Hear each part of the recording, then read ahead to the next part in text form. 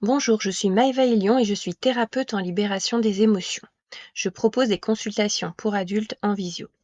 Aujourd'hui, je voulais vous parler des blessures émotionnelles. Qu'est-ce qu'une blessure émotionnelle? Il s'agit d'une douleur émotionnelle qui résulte d'une expérience douloureuse. Ces expériences douloureuses peuvent être de différentes sortes.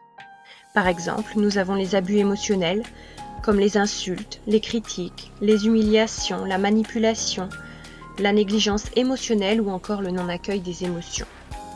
On peut avoir la violence physique, la perte d'un être cher ou encore une séparation difficile. Les expériences traumatisantes telles que des accidents, des attentats ou encore des violences sexuelles.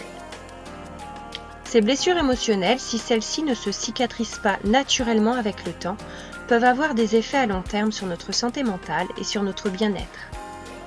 Nous pouvons faire de l'anxiété ou de la dépression, avoir des phobies, faire des crises de panique ou encore avoir un mal-être général. Ces blessures émotionnelles peuvent induire des schémas répétitifs limitants, comme attirer toujours des personnes toxiques par exemple, des difficultés relationnelles, car elles peuvent rendre difficile la construction de relations saines et épanouissantes.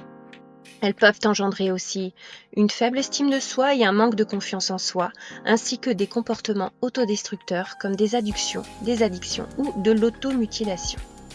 Il est important de noter que même si l'événement s'est passé il y a très longtemps, 30, 50 ans, la blessure émotionnelle n'est pas forcément cicatrisée et peut toujours vous faire souffrir aujourd'hui. Car ce n'est pas en faisant en sorte d'oublier l'événement douloureux ou en faisant taire à l'intérieur de soi la souffrance que l'on guérit. Au contraire, il est nécessaire d'accueillir pleinement la souffrance et non de la refouler, de l'accepter pleinement et de la ressentir pour la traiter. Ce travail émotionnel est parfois difficile à faire seul et il est souvent nécessaire d'être accompagné par un thérapeute qui sait comment traiter une blessure émotionnelle. C'est ce que je peux vous proposer. Si vous avez des questions, j'y répondrai avec plaisir. Je vous souhaite une bonne journée et à bientôt peut-être.